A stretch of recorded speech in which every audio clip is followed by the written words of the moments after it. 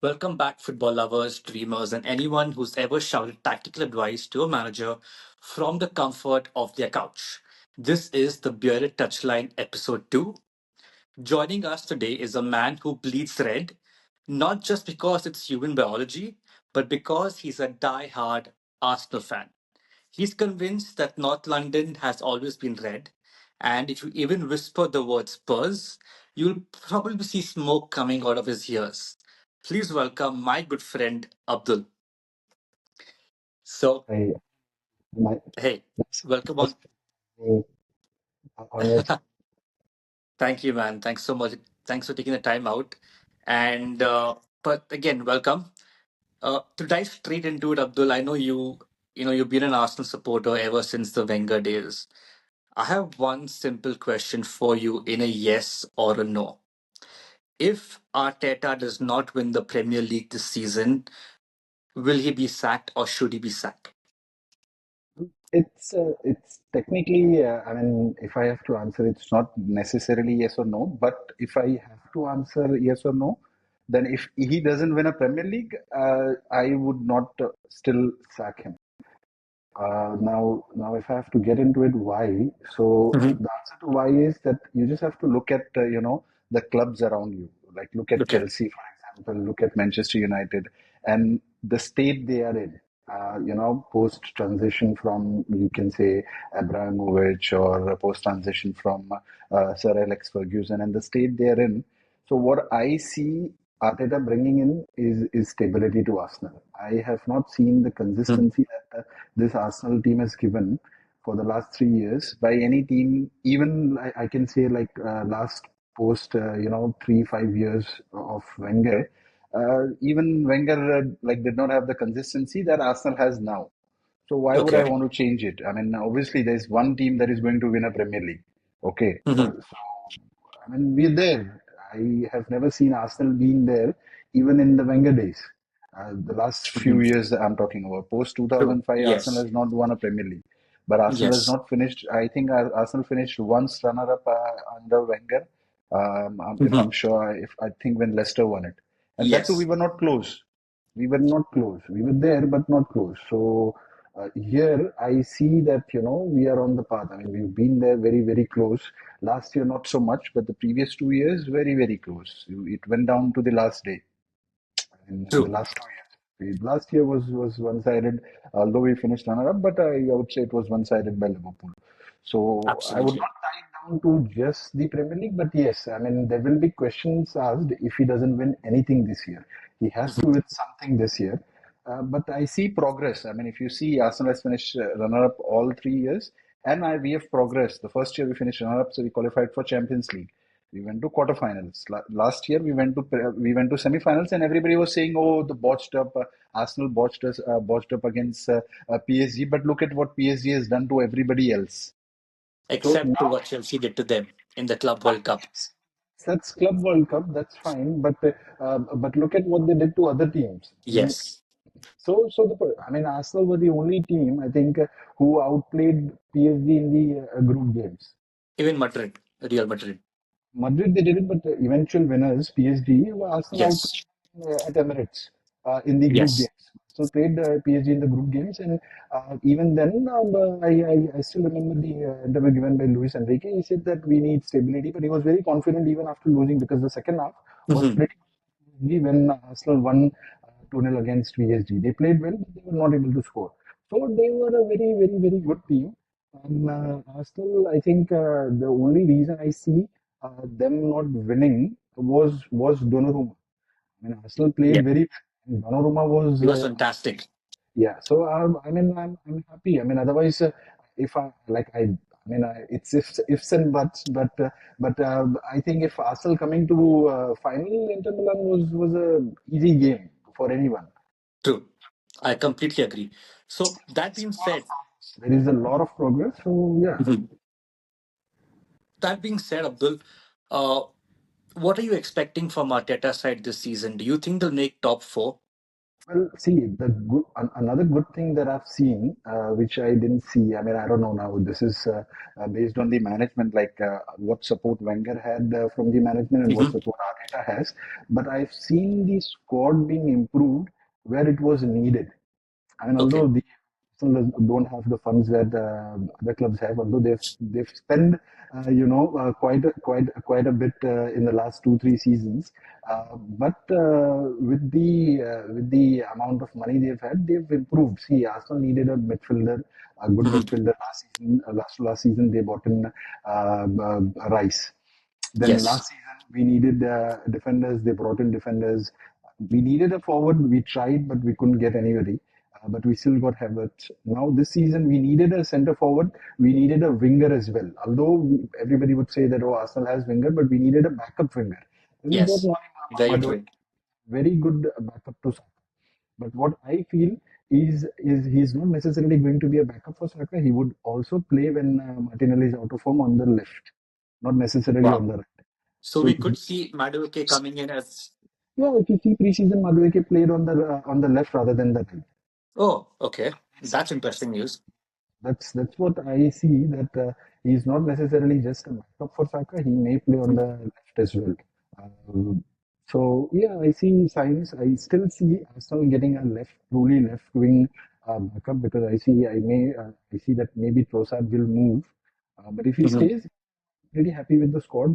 Only thing that I see missing now is I'm not too convinced with the defensive midfield.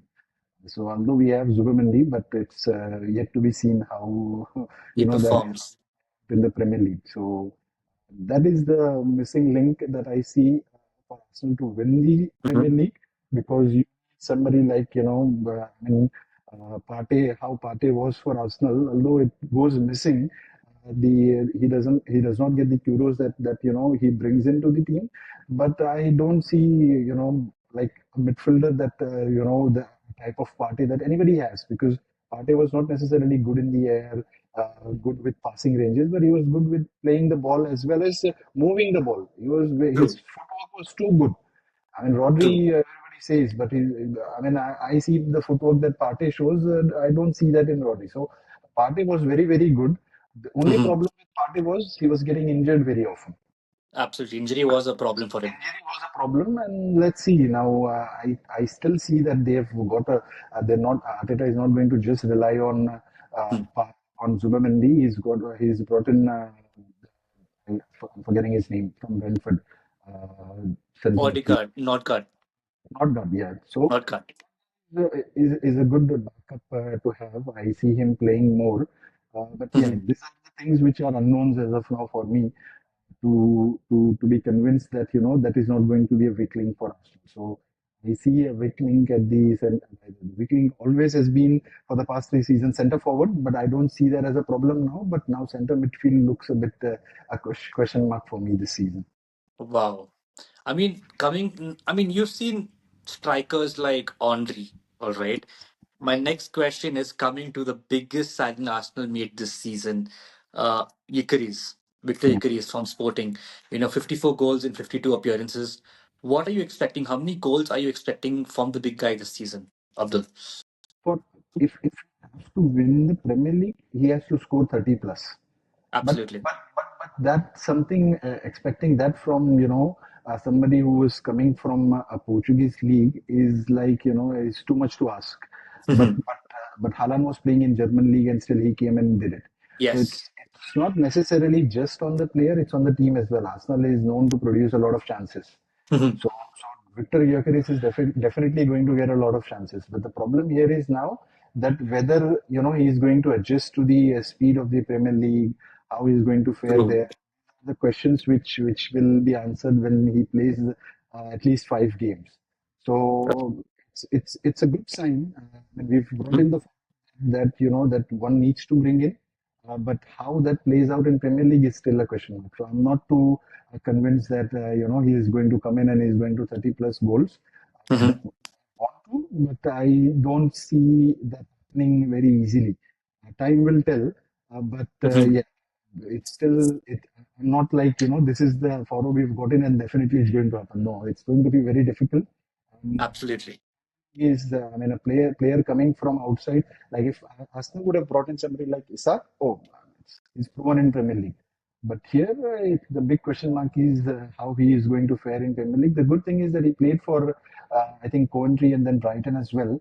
So he Yes. has some experience and he scored fair bit of good amount of goals for them as well. Mhm. Not as much as for Sporting, but still good, respectable amount of goals. So I mean, he has a bit of a background in Premier League, so that's going to help. Absolutely. Let's see how this plays out. I mean, let's see. Again, you mentioned a striker that absolutely no doubt he is a good signing. But you just mentioned Isak's name. I want to ask you if given the choice between Isak and Icarus, who would you pick to have at Definitely, Arsenal? if Isak is an option and if he's available, based on see, I whatever Gyökeres has done, he's done in Portuguese league. Although Hmm. he's got a goal in Champions League as well last season, so again that is a good sign. But for Hmm. me, I'm looking for somebody which is definitely proven. And of Absolutely. course, if I take that in mind, it's definitely going to be Isak because Isak has been doing this in Premier League already. So Hmm. given the option, Isak would be the choice, and his age is also less as compared to Gyökeres. Gyökeres is 27 now. Yes. So yeah, so considering both, Isak is the choice. But given the situation, Hmm. the amount of money that Arsenal would have had to spend Isak, that was I don't think so. That was anyways 120 million 120 is plus. I don't see Arsenal spending just 120 million on Isak. one player. Yeah, on one player. Although Arsenal did it for Rice, but again, I don't see that happening. Yeah, that is big money, absolutely. But as an Arsenal fan, when you hear rumors that Isak could be on his way to Liverpool, we saw Liverpool play yesterday. They they looked a bit lippy in the first half. It was 2-2, and eventually Salah came in, Chiesa came in and scored.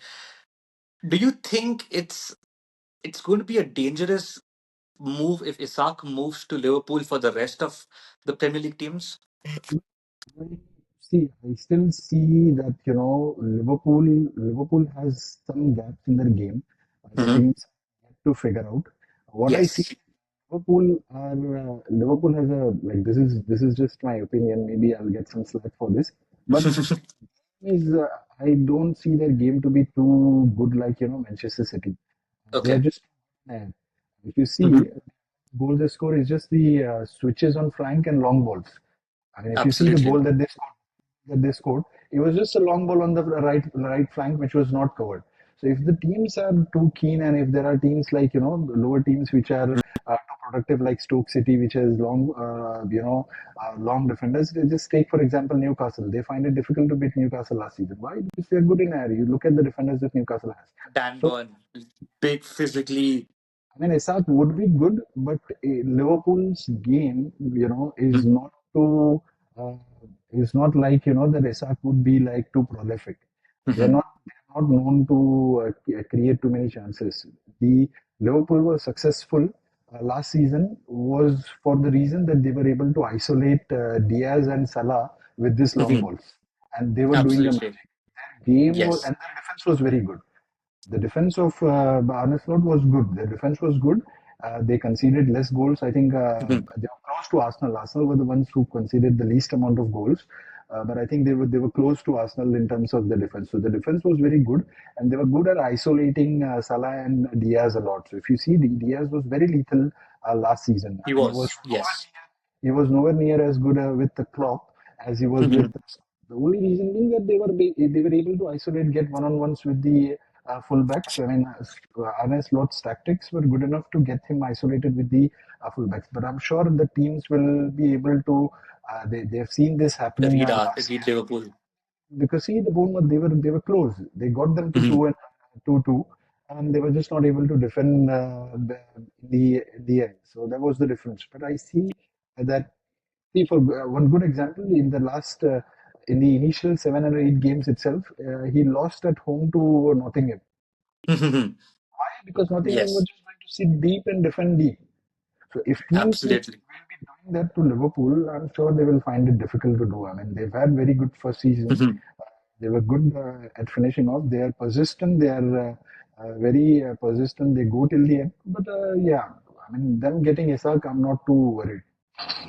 Perfect. I mean, They're good. I'm worried more about the reaction that Man City, because Guardiola is known to come back very strong, and they've had the worst of the yes. seasons that he has ever had.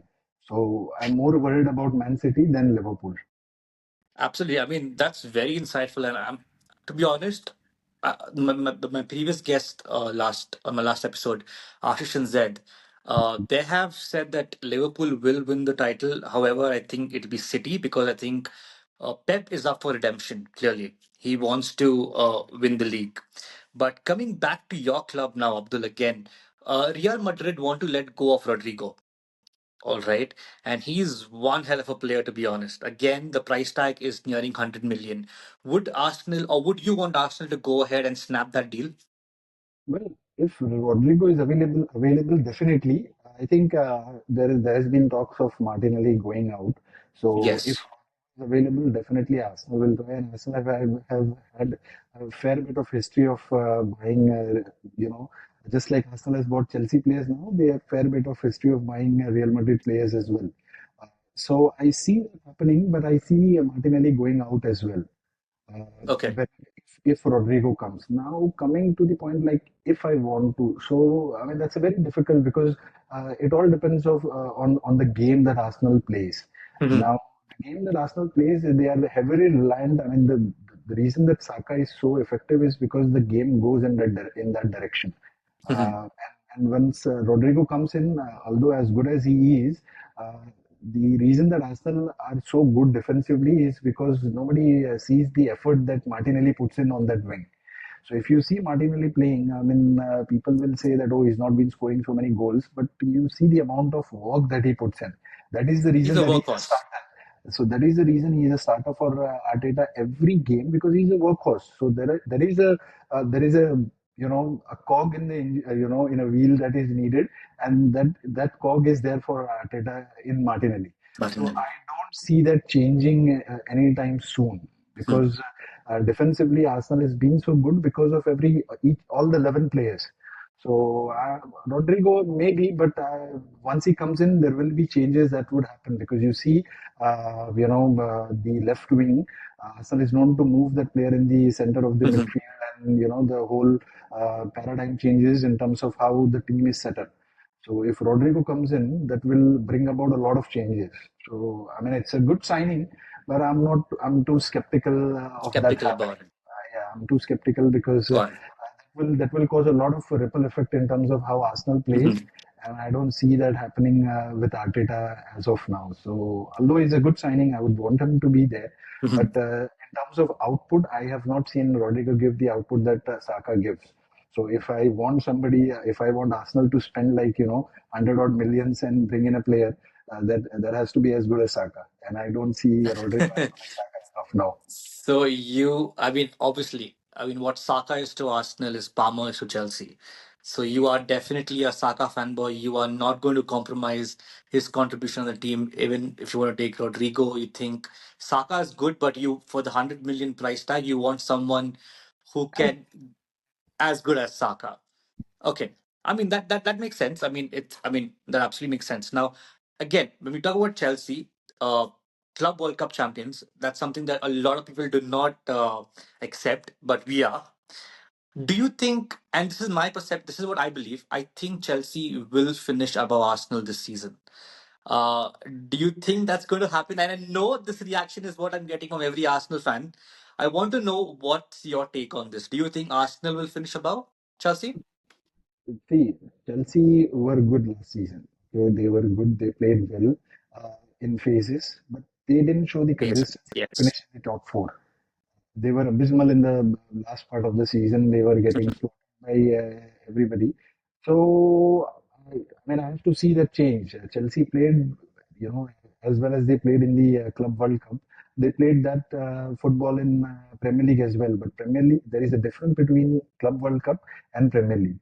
I Mhm. mean, if you would have watched the interviews of Pep Guardiola, he said it multiple times that winning Premier League is more difficult than winning a Champions League, and he's got slack for it. But I find truth in it, because Champions League, there is a limited amount of games, and you have to be Mhm. good. for that limited amount of games. Absolutely. Premier League in the last 5 7 years, the Hmm. consistency that a team is very high. I mean, I've been watching Premier Leagues for so many years now, and Arsenal for the last 3 seasons have gotten, I think, around more than 80 points every season in the last three. On an average, absolutely, they have crossed that mark. League by a mile, it would have win you the league if I talk about 10 years ago. But now we're still not winning, even with True. that point. So that is the difference between Champions League and winning a Club World Cup and winning a Premier League. So still, I'm skeptical. Although Chelsea is good, they've gotten good players. They've gotten good João management Pedro. in Maresca as well. But my skepticism comes from the consistency because Chelsea have not shown the consistency that is needed to be top four, True. and I am yet to see it. So So you, see the consistency that teams have shown. uh-huh. Arsenal, Liverpool, and Man City. Okay, Man City are not so Fair much enough. last season, not so Hmm. much last season. I see them still doing it this season. So these three teams are definitely there. And the other teams that have shown consistency last season is Newcastle. Newcastle have been pretty good. Hmm. Aston Villa has been pretty good in the last Yes. 2 seasons. So I don't see what Newcastle and Aston Villa bring in, what they've brought in last seasons from Chelsea yet. So I can't say that they will even finish in top four, let alone finish above Wow. us. Wow. That being said, I'm going to come to my final question for this episode, Abdul. Give me your top four and give me your golden boot for this season. Who will win the golden boot? So Golden Boot, I see Gyökeres and Haaland, and it's going to be between Gyökeres, Haaland, and Salah. Okay. Salah might make it even this season. How this season goes for Man City. Okay. Have a wide variety of goal scorers this season. I feel it's not going to be just something like last 2 seasons. Hmm. So it's between these three. And top four would be Arsenal, Liverpool, and Man City. This is not going to change. Fourth will be race between Chelsea, Newcastle, and Aston Villa. So you're putting, and where would you put United? Tottenham and United, I don't see United. United will still struggle, I feel, Hmm. because Morim has not shown the signs of progressing. Because everybody would True. say it was his first season, but none of Yes. the managers that Manchester United has had for like last 5 7 seasons have Hmm. been as worst as him. Although he's a good manager, but the performance shows otherwise. I mean, he has been Absolutely. I second that. so I don't see them, and although they've made good signings and they've had good preseason, but they had a good preseason last season as well. So preseason Arsenal have been notoriously not good preseason. Premier League starts mid-August, not in July. Absolutely. So July performance is nothing for me. August where the season starts. So we'll see what happens tomorrow. Absolutely. So, I mean, for United fans, that is Abdul for you. Abdul, thank you so much for joining me today on the Bearded Touchline. So, folks, that's a wrap on today's episode of the Bearded Touchline. Big thanks to Abdul for joining us and bringing the Arsenal passion. Until next time, keep the beard sharp and the touchline even sharper. See you next week.